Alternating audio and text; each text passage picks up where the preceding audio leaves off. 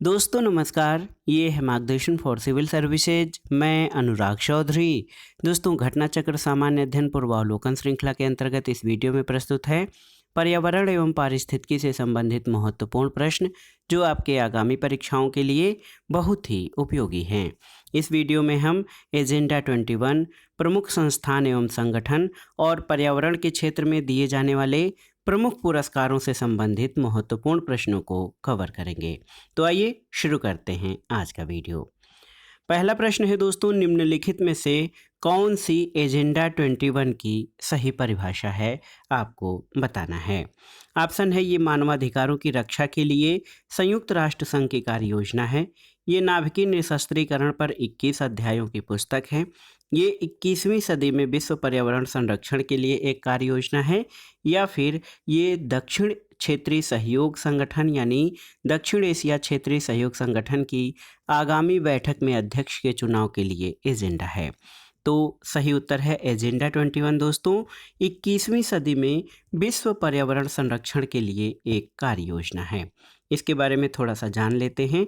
Agenda 21 सतत विकास के संदर्भ में संयुक्त राष्ट्र की गैरबद्ध स्वैच्छिक कार्य योजना है और इसका उद्देश्य 21वीं सदी में विश्व पर्यावरण को संरक्षित करना है। ये कार्य योजना 1992 में ब्राज़ील के रियो डी जेनेरियो में संपन्न पर्यावरण और विकास पर संयुक्त राष्ट्र सम्मेलन यानी UNCED के दौरान सृजित की गई थी। अगला प्रश्न है दोस्तों, एजेंडा 21 किस क्षेत्र से संबंधित है? तो उत्तर है सतत विकास या सस्टेनेबल डेवलपमेंट से संबंधित है एजेंडा 21। एक प्रश्न बहुत ही महत्वपूर्ण है कि एजेंडा 21 में कुल कितने समझौते हैं, आपको बताना है। 4, 5, 6 या 7। तो सही उत्तर है एजेंडा 21 में कुल 4 समझौते हैं। एजेंडा 21 सतत विकास के संबंध में संयुक्त राष्ट्र की एक गैर बाध्यकारी स्वेच्छा से लागू की जाने वाली कार्य योजना है और यह एक दस्तावेज है जिसे 40 अध्यायों और 4 वर्गों में बांटा गया है। उत्तर प्रदेश लोक सेवा आयोग ने प्रारंभ में इस प्रश्न का उत्तर बी माना था यानी 5, लेकिन बाद में इसको मूल्यांकन से बाहर कर दिया गया था। तो याद रखिएगा एजेंडा 21 में कुल 4 समझौते हैं। अगला प्रश्न है दोस्तों, एगमार्क एक्ट भारत में कब लागू किया गया था? 1937 यानी 1937 में, 1952 में, 1957 में या फिर 1965 में? तो सही उत्तर है 1937 में। दोस्तों एगमार्क एक्ट या agriculture produce grading and marketing act वैधानिक रूप से 1937 से अस्तित्व में आया था। अगला प्रश्न है, निम्नलिखित कथनों पर विचार कीजिए। पहला है कि मोटर वाहनों के टायरों और ट्यूबों के लिए भारतीय मानक ब्यूरो BIS का मानक चिन्ह अनिवार्य है।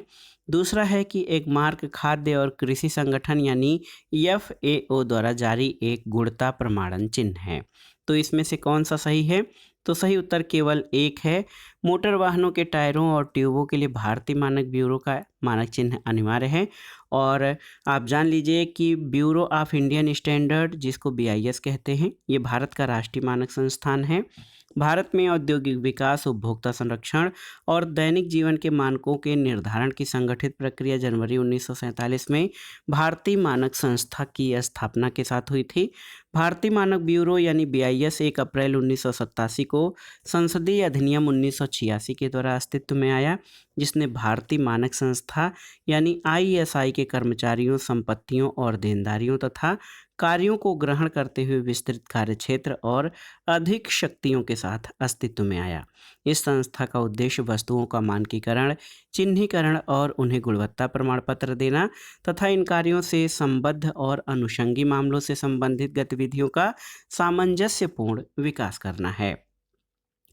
आप जान लीजिए दोस्तों, बहुत ही महत्वपूर्ण है ISI निशान भारतीय मानक ब्यूरो द्वारा प्रदान किया जाने वाला प्रमुख मानक चिन्ह है।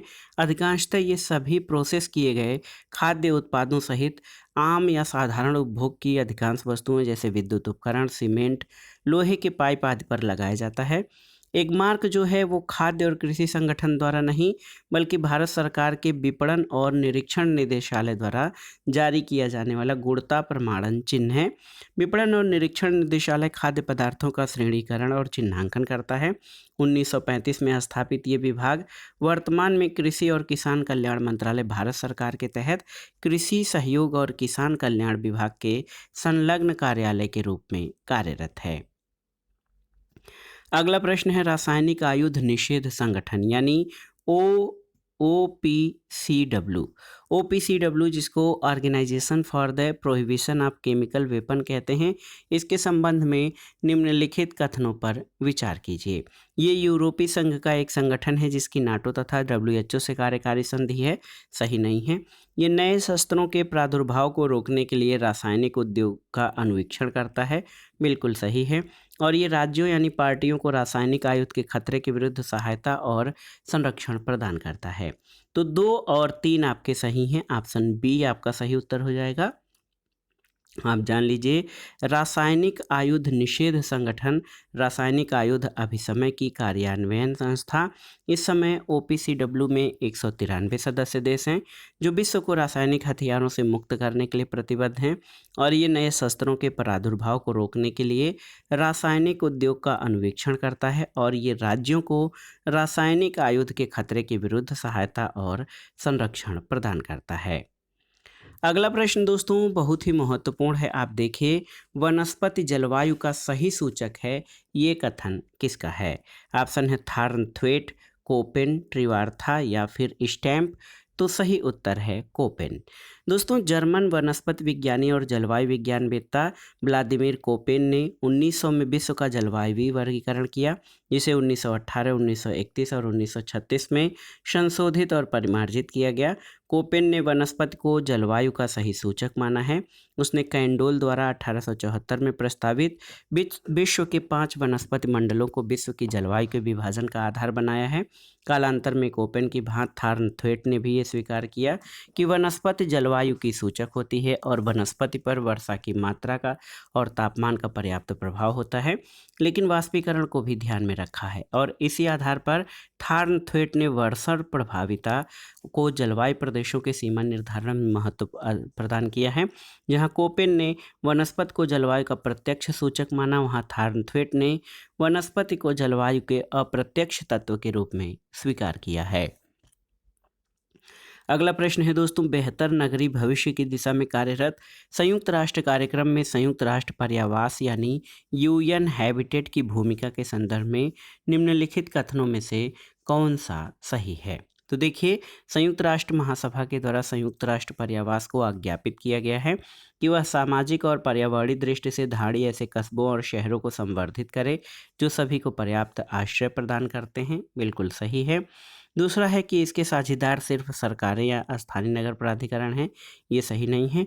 और तीसरा है दोस्तों कि संयुक्त राष्ट्र पर्यावास सुरक्षित पेयजल और आधारभूत स्वच्छता तक पहुंच बढ़ाने और गरीबी कम करने के लिए संयुक्त राष्ट्र व्यवस्था के समग्र उद्देश्य में योगदान करता है। तो 1 और 3 आपके सही हैं। ऑप्शन बी सही उत्तर हो जाएगा। दोस्तों ये बहुत ही महत्वपूर्ण प्रश्न है। अगला प्रश्न है दोस्तों, 5 राइनो श्रेणी राष्ट्र जिन्होंने एक घोषणा पत्र the new Delhi declaration on the Asian rhinos 2019 पर हस्ताक्षर किए हैं। भारत, नेपाल, मलेशिया, इंडोनेशिया और इनमें 5वां देश कौन सा है? तो उत्तर है भूटान है।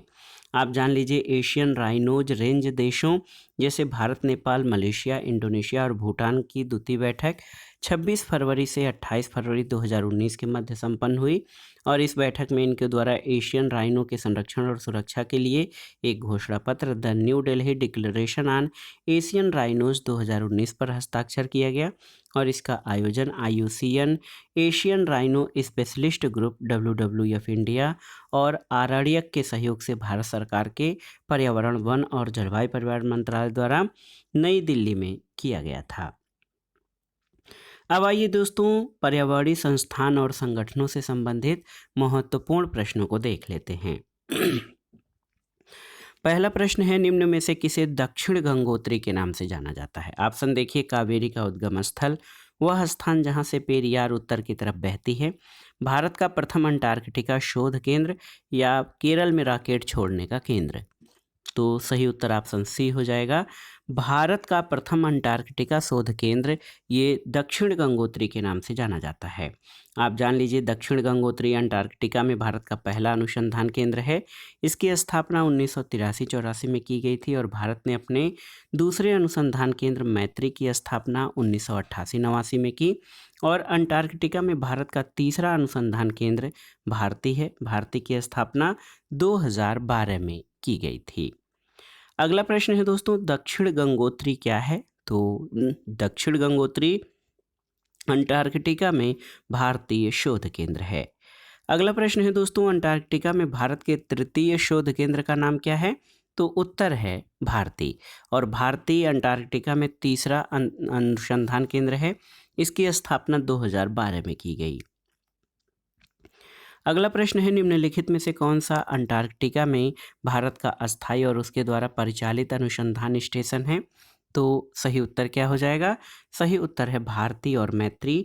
और आप जान लीजिए दोस्तों, भारतीय अंटार्कटिका कार्यक्रम के अंतर्गत अंटार्कटिका में 3 अस्थायी अनुसंधान स्टेशनों की स्थापना की गई है, जिनके नाम दक्षिण गंगोत्री, मैत्री और भारती हैं।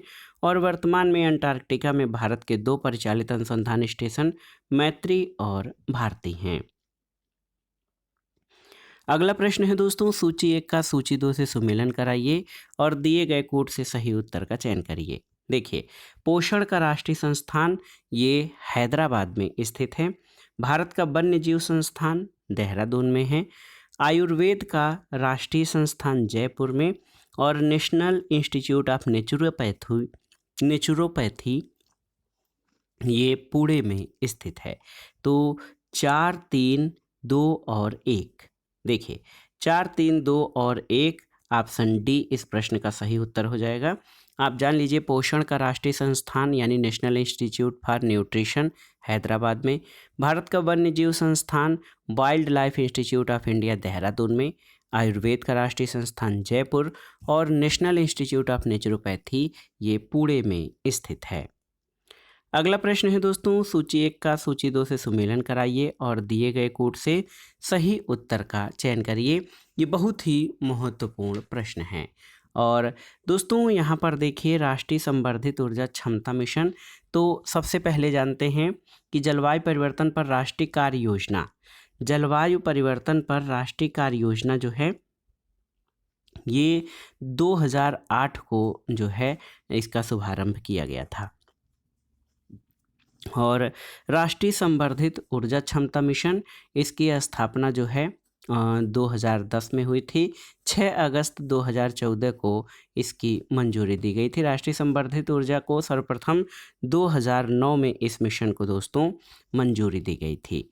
और राष्ट्रीय जल मिशन जो है ये 2011 में। राष्ट्रीय हिमालयी पारिस्थितिकी संपोषण, तो राष्ट्रीय हिमालयी पारिस्थितिकी संपोषण मिशन के एक्शन प्लान को केंद्रीय मंत्रिमंडल द्वारा 2014 में मंजूरी प्रदान की गई। और राष्ट्रीय सतत कृषि मिशन जो NMSA है, ये जलवायु परिवर्तन परिषद द्वारा 23 सितंबर 2010 को इसको मंजूरी दी गई थी। तो आप देख लीजिए दोस्तों, ये बहुत ही महत्वपूर्ण है। तो यहाँ पर आप इस तरह से जब मिलान करेंगे तो विकल्प जो है मिसमैच कर जाएगा, क्योंकि राष्ट्रीय सतत कृषि मिशन 2008 में नहीं बल्कि 2010 में है। तो इसी आधार पर आप सभी महत्वपूर्ण मिशन के बारे में जान लीजिएगा। अगला प्रश्न है दोस्तों, निम्नलिखित में से कौन सा सही सुमेलित नहीं है? पारिस्थितिक विज्ञानों का केंद्र बंगलुरु में सही है। भारतीय वन्य प्राणी संस्थान देहरादून में सही है। भारतीय वन प्रबंधन संस्थान कोलकाता ये आपका सही नहीं है, क्योंकि भारतीय वन प्रबंधन संस्थान कोलकाता में नहीं बल्कि भोपाल में है। और हिमालय पर्यावरण और विकास का गोविंद बल्लभ पंत संस्थान ये अल्मोड़ा में स्थित है। ऑप्शन सी जो है ये आपका सही सुमेलित नहीं है, अन्य सभी ऑप्शन सही हैं। देखिए, भारतीय वन प्रबंधन संस्थान दोस्तों ये कोलकाता में नहीं बल्कि भोपाल में स्थित है। और अन्य सभी विकल्प सही सुमेलित हैं। अगला प्रश्न है, केंद्रीय शुष्क क्षेत्र अनुसंधान संस्थान यानी काजरी अवस्थित है कहाँ पर? तो उत्तर है जोधपुर में। याद रखिएगा, केंद्रीय शुष्क क्षेत्र अनुसंधान संस्थान ये दोस्तों ये जोधपुर में स्थित है। अगला प्रश्न है दोस्तों, central arid zone research institute कहाँ पर स्थित है? तो उत्तर है central arid zone research institute या फिर केंद्रीय शुष्क क्षेत्र अनुसंधान संस्थान, ये आप जानते हैं जोधपुर में स्थित है। अगला प्रश्न है, Indian institute of ecology and environment कहाँ पर स्थित है? तो ये नई दिल्ली में है। आप जान लीजिए, Indian institute of ecology and environment नई दिल्ली में है। इसकी स्थापना विश्व पर्यावरण दिवस के अवसर पर 5 जून 1980 को हुई थी। अगला प्रश्न है दोस्तों, निम्नलिखित नगरों में से किसमें Indian institute of ecology and environment अवस्थित है? आपको बताना है। तो सही उत्तर नई दिल्ली में स्थित है भारतीय इकोलॉजी एंड यानी पारिस्थितिकी और पर्यावरण संस्थान। अगला प्रश्न है दोस्तों, निम्नलिखित संस्थानों में किसमें पर्यावरण सूचना प्रणाली का जनसंख्या एवं पर्यावरण केंद्र स्थित है? आपको बताना है। ऑप्शन देखिए, आईआईटी खड़गपुर, आईआईटी दिल्ली, आईआईपीएस मुंबई या एनआईआरएस देहरादून। तो सही उत्तर है आईआईपीएस मुंबई में। दोस्तों, पर्यावरण सूचना प्रणाली का जनसंख्या और पर्यावरण केंद्र international institute for population and sciences IIPS Mumbai में स्थित है। अगले प्रश्न पर आते हैं दोस्तों, कैलाश पवित्र लैंडस्केप संरक्षण तथा विकास पहल किन 3 देशों के मध्य समझौता है? आपको बताना है। तो उत्तर है भारत, चीन और नेपाल के मध्य।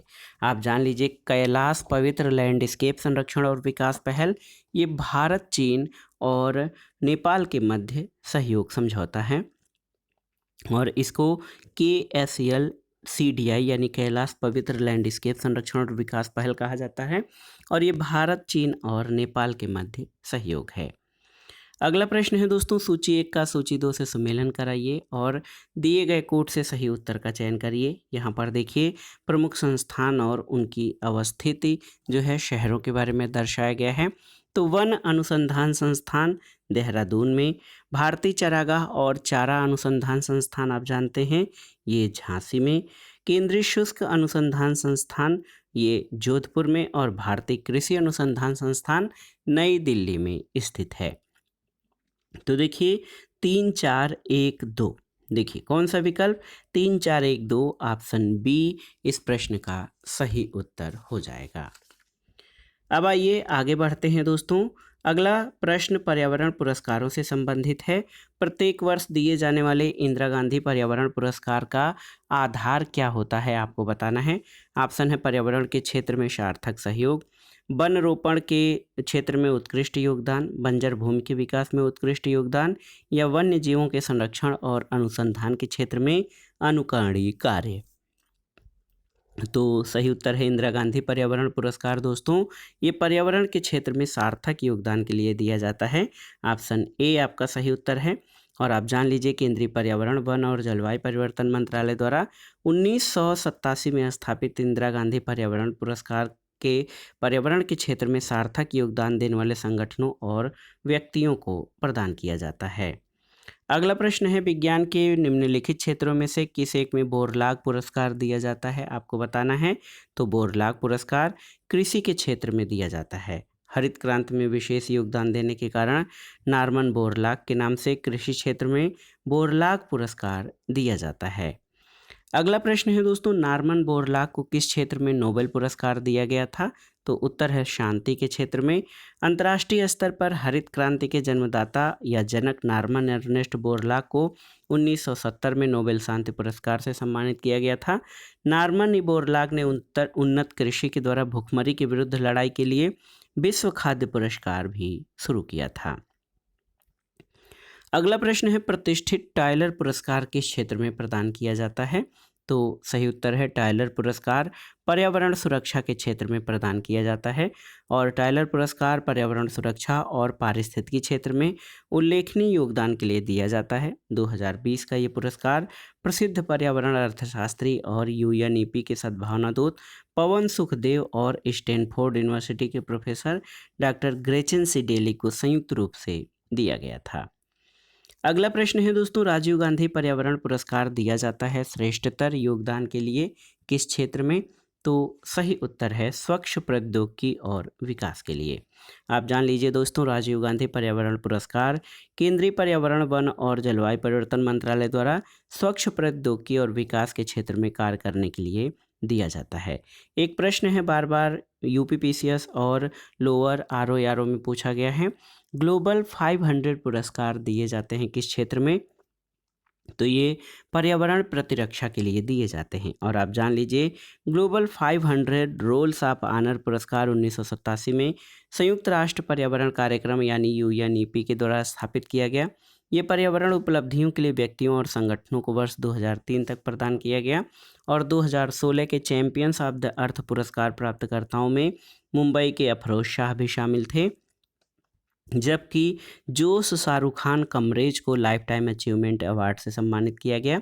2022 में champions of the earth award के विजेताओं में डॉक्टर पूर्णिमा देवी Burman, sir Partha Das Gupta, Arsen seal, कैंस्टेंटिटो ओकाचुटास और सेसिली बीबियाने जैबेट शामिल हैं। अगला प्रश्न है दोस्तों, निम्नलिखित क्षेत्रों में से किसमें दुर्लभ उपलब्धि के लिए वैश्विक 500 पुरस्कार दिया जाता है? तो उत्तर है पर्यावरण संरक्षण के क्षेत्र में। दोस्तों, ग्लोबल 500 पुरस्कार पर्यावरण संरक्षण के लिए किए गए उत्कृष्ट कार्यों के लिए दिया जाता था। और ये पुरस्कार संयुक्त राष्ट्र पर्यावरण कार्यक्रम यानी यूनाइटेड नेशंस एनवायरमेंटल प्रोग्राम द्वारा 1987 में शुरू किया गया। अगला प्रश्न और इस वीडियो का आखिरी प्रश्न है दोस्तों, संयुक्त राष्ट्र के सर्वोत्तम पर्यावरण सम्मान चैंपियंस ऑफ द अर्थ पुरस्कार 2018 से किसे सम्मानित किया गया था? तो सही उत्तर हो जाएगा भारत के प्रधानमंत्री नरेंद्र मोदी को 2008 का चैंपियंस ऑफ द अर्थ पुरस्कार 2018 का पुरस्कार दिया गया था। प्रधानमंत्री मोदी के साथ ही फ्रांस के राष्ट्रपति इमैनुअल मैक्रों को भी इस पुरस्कार से सम्मानित किया गया था। दोनों नेताओं को अंतर्राष्ट्रीय सौर गठबंधन के संबंध में उनके प्रयासों और पर्यावरण कार्रवाई पर सहयोग बढ़ाने के लिए नीति नेतृत्व श्रेणी के तहत ये पुरस्कार दिया गया था। तो दोस्तों, ये था आज का वीडियो। इसमें हमने एजेंडा 21 प्रमुख संस्थान और संगठन तथा पर्यावरण पुरस्कारों से संबंधित महत्वपूर्ण प्रश्नों को कवर किया, जो आपके आगामी परीक्षाओं के लिए बहुत ही उपयोगी हैं। आप इन प्रश्नों को तैयार कर लीजिएगा। दोस्तों, वीडियो आपको कैसा लगा हमें कमेंट बॉक्स में ज़रूर बताइएगा। वीडियो को लाइक करें, शेयर करें और इस चैनल मार्गदर्शन फॉर सिविल सर्विसेज को सब्सक्राइब करें। वीडियो देखने के लिए धन्यवाद दोस्तों। नमस्कार।